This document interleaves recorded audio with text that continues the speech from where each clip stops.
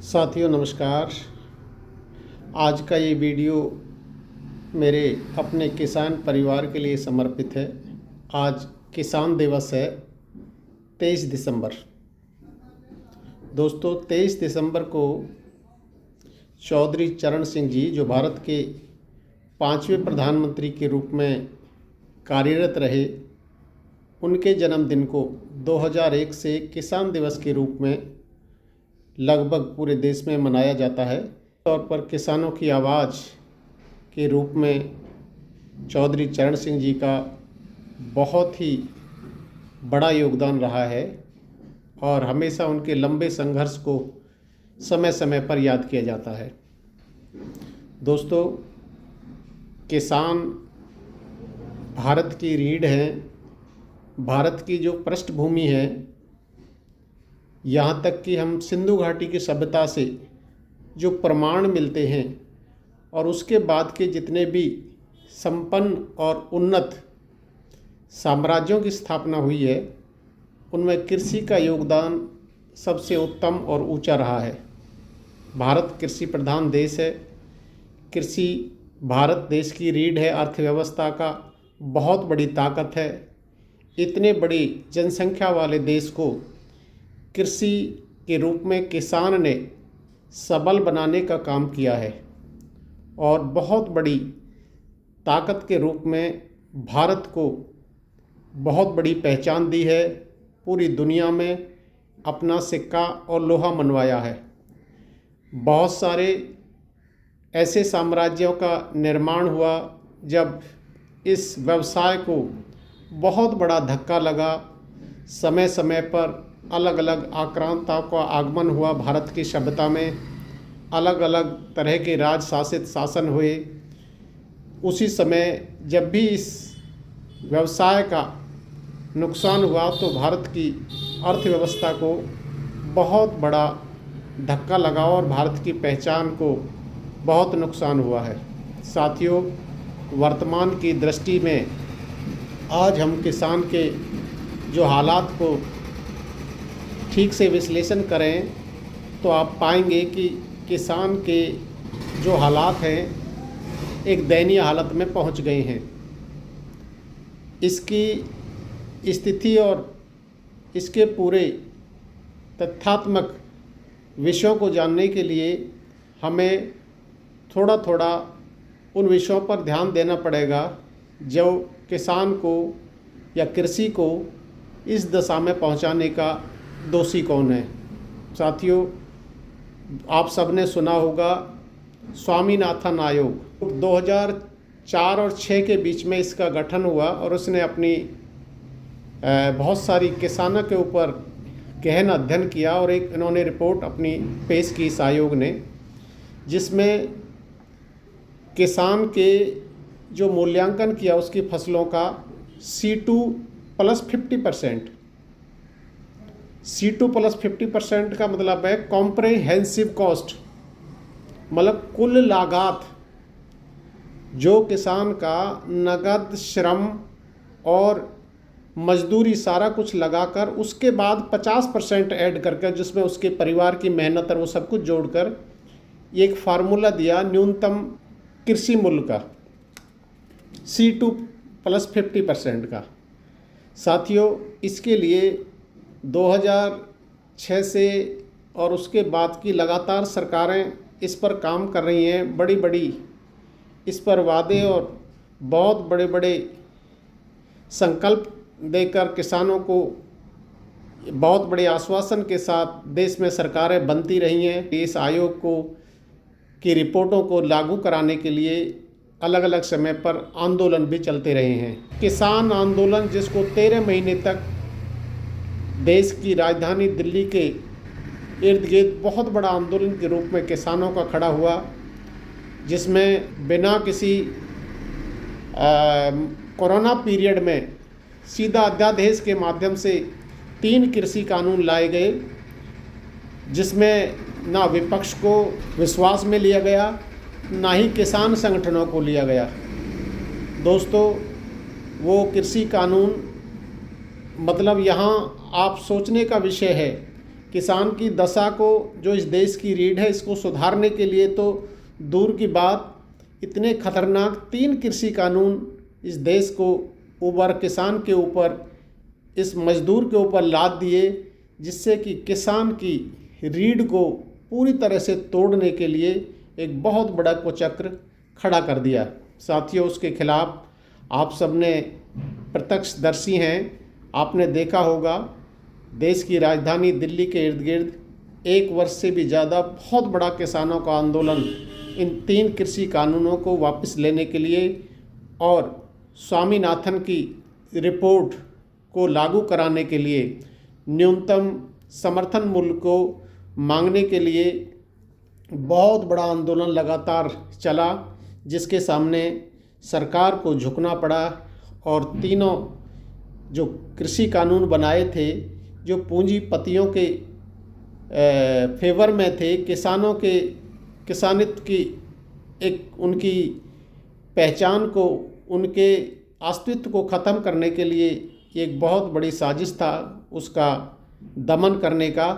उसको वापस लेकर प्रधानमंत्री और सरकार को झुकना पड़ा।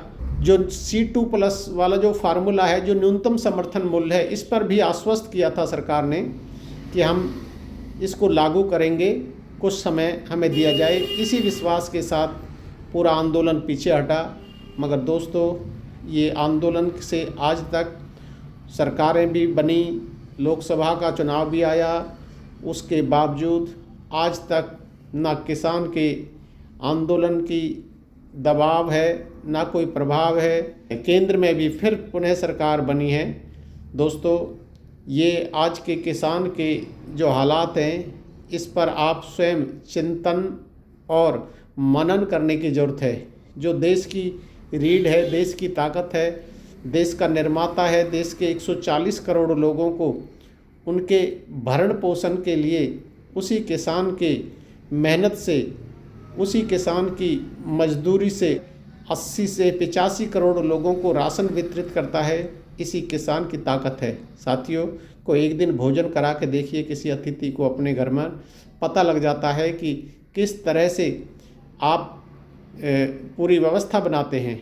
आज इस किसान दिवस के मौके पर साथियों, मैं तमाम किसान भाइयों को, अपने साथियों को फिर से ये एक संदेश देना चाहूँगा, ये सरकार किसान हितैषी नहीं है। किसानों को ख़त्म कर ये पूंजीवादी व्यवस्था देश में खड़ा करना चाहती है। किसान को मजदूर बनाना चाहती है।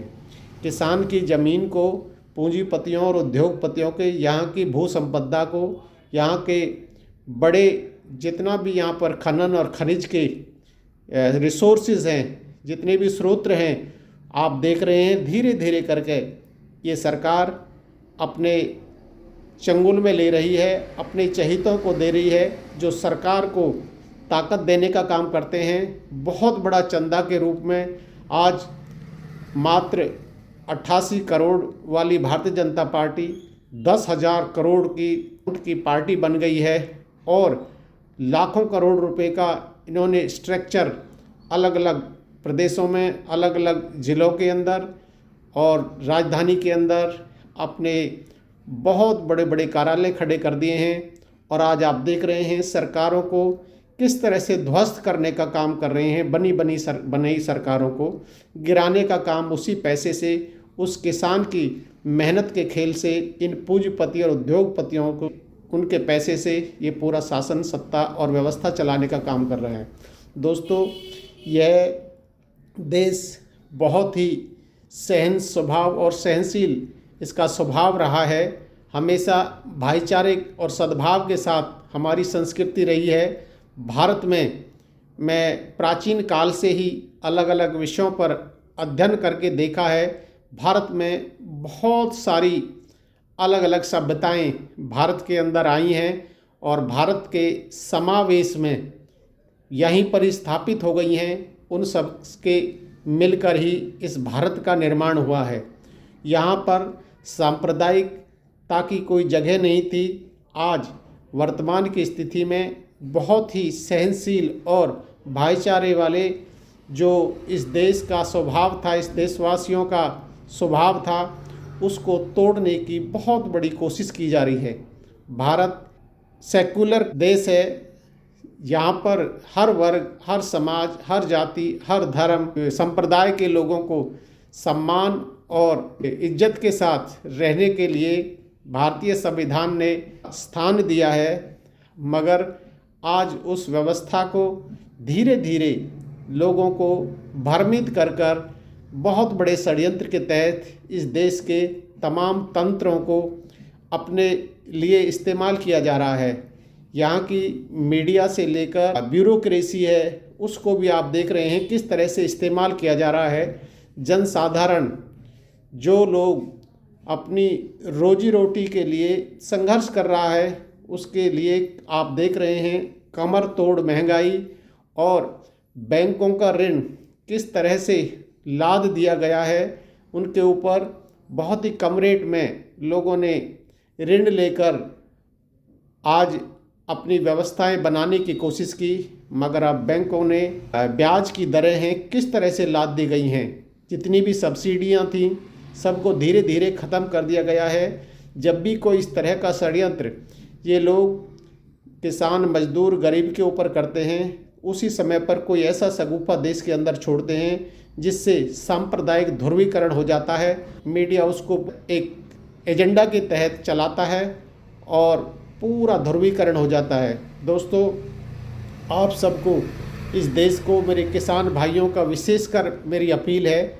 हम सब 80% लोग किसान परिवार के बच्चे हैं।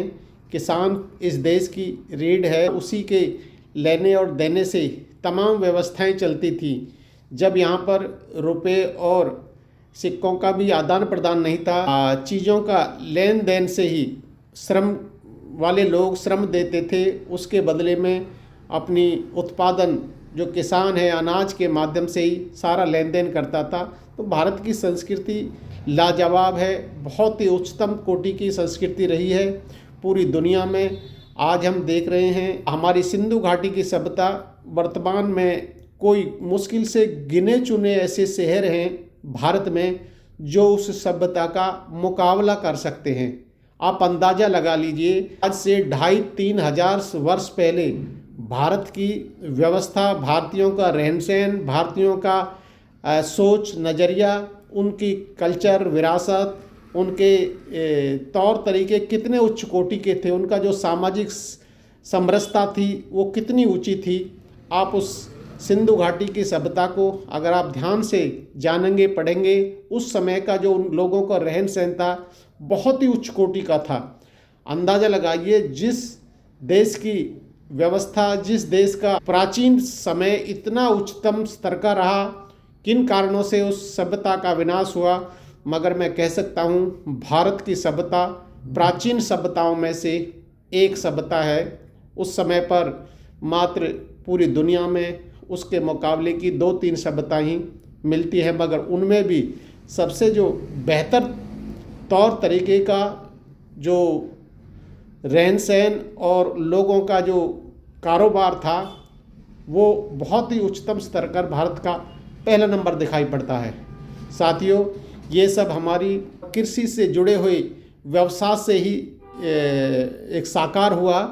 आज हमारी कृषि को पूरी तरह से नष्ट करने के लिए बहुत बड़ी एक साजिश के तहत आप स्वयं देख रहे हैं, जितने भी इस देश के अंदर भू संपदाएँ हैं, बड़े बड़े जंगलों को नष्ट करने का काम किया जा रहा है। बड़े बड़े खनिज और के खदानों को सरकार किस तरह से अपने चहेतों को देने का काम कर रही है। जो यहाँ के आदिवासियों का रहन सहन है उसको पूरी तरह से नष्ट करने का बहुत बड़ा कुचक्र चल रहे हैं। अभी वर्तमान में सुप्रीम कोर्ट के एक आदेश, जिसमें अरावली पर्वत का अक्टूबर में एक बहुत बड़ा फैसला आया। साथियों, ये भी एक बहुत बड़ा प्रहार है। आप अंदाज़ा लगा सकते हो ये कितनी बड़ी साजिश का एक कुचक्र है, जिसके माध्यम से ये अरावली की लगभग 700 किलोमीटर लंबी जो हमारी श्रृंखला है, ये बहुत ही, इसके अंदर बहुत बड़ा खनिज है, बहुत बड़ा इसके अंदर वो ग्रेनाइट पत्थर है, यहाँ पर खनिज पदार्थ है, यहाँ पर मुरम है। ये पूरा बिल्डर कंस्ट्रक्शन का जो पूरे देश का कार्यक्रम चलता है इसी क्षेत्र से निकलता था, जिसको लंबे समय से सुप्रीम कोर्ट ने दिल्ली के आसपास इसको पूरी तरह से बाधित और बंधित किया होता, क्योंकि पर्यावरण का एक बहुत बड़ा बदलाव का कारण बन सकता है। यहाँ पर भूकंप जैसी स्थितियाँ और यहाँ का वातावरण परिवर्तन, यहाँ के वन्य जीव तमाम नष्ट होने की स्थिति में अगर आ जाते हैं तो भारत का आज दिल्ली के जो हालात हैं आप स्वयं देख रहे हैं। दिल्ली रहने लायक एक शहर नहीं बचा है। पूरी दुनिया का सबसे प्रदूषित शहर, देश की राजधानी दिल्ली बन गया है। साथियों, अगर इस तरह के श्रृंखलाएँ, ये अरावली जैसे पर्वत की श्रृंखलाएँ अगर समाप्त होती हैं तो आप स्वयं अंदाज़ा लगा सकते हैं आज जो एयर इंडेक्स है, एयर की क्वालिटी का इंडेक्स है, आज वो 400 और 500 के आसपास, जो बहुत ही ख़तरनाक दौर में ये सरकार की रीडिंग के हिसाब से बता रहे हैं। सच्चाई में ये रीडिंग निश्चित तौर पर इससे कहीं ज़्यादा है। ये समझो कि आने वाली पीढ़ियाँ आपकी पंगु पैदा होंगी, बच्चे ठीक से पैदा नहीं होंगे इस देश के अंदर। मगर ये आप समझते हैं इस देश की जो व्यवस्था, बहुत बड़े पूंजीपति, बहुत बड़ा एक वर्ग है जो विदेशों में धीरे धीरे करके अपने और अपनों को सेटल करता जा रहा है। और यहाँ पर भारत को जिस तरह अंग्रेज़ों ने लूटने का काम किया था, सेम उसी तर्ज पर देश के लूटने के लिए बहुत बड़ी साजिश आज चली हुई है। ये देश, साथियों, इसको बचाना पड़ेगा। ये अच्छे तरह से जानते हैं ये लोग, क्योंकि इस देश के अंदर मात्र एक वर्ग है जो आपके सामने छाती तान कर खड़ा हो जाता है, वो किसान है।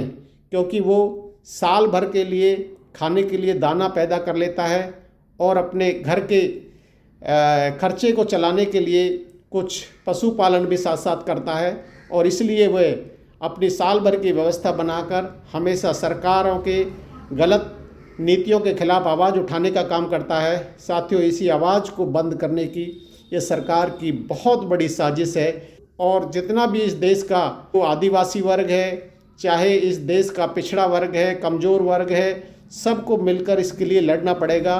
नहीं तो इस देश को पूरी तरह से खाली और खोखला बनाकर ये लोग प्रस्थान करते जा रहे हैं। आप देख रहे हैं इनके चहेते किस तरह देश को लूट कर, किसानों की संपदाओं को लूट कर, यहाँ के खनन और खदानों को निकाल कर पूरी तरह से देश और विदेशों में सेटल होने का काम कर रहे हैं। साथियों, ये देश आपका है, यह देश हमारा है, इसको बचाना हम सबका परम धर्म है।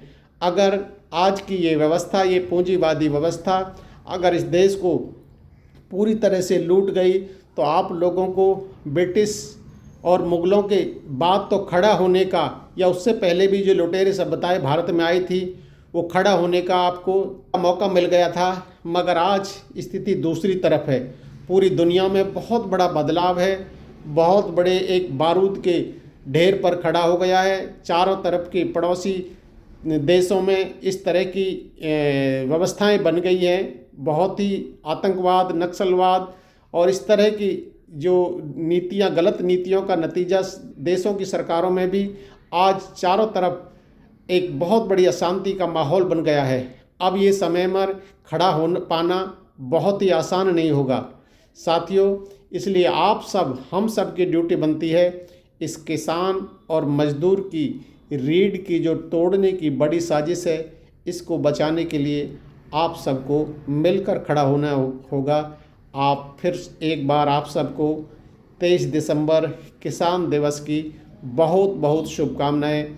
बहुत कुछ लंबी वार्ता आप लोगों से करनी थी, मगर साथियों, लंबा वीडियो, लंबा संदेश न बनाकर आपके लिए एक छोटा सा संदेश के माध्यम से आज मैं ये बताना चाहता हूँ, क्योंकि इस देश को बहुत बड़े षड्यंत्र का शिकार बनाया जा रहा है, जिसको बचाने के लिए आपकी, हमारी, सबकी ड्यूटी बनती है। मीडिया से लेकर ब्यूरोक्रेट से लेकर शासन सत्ता बैठा हुआ वर्ग, तमाम ये शोषणकर्ता वर्ग है। इससे बचने के लिए आगे की लड़ाई लड़ना पड़ेगा। जय हिंद, जय भारत, जय पथिक, जय पटेल।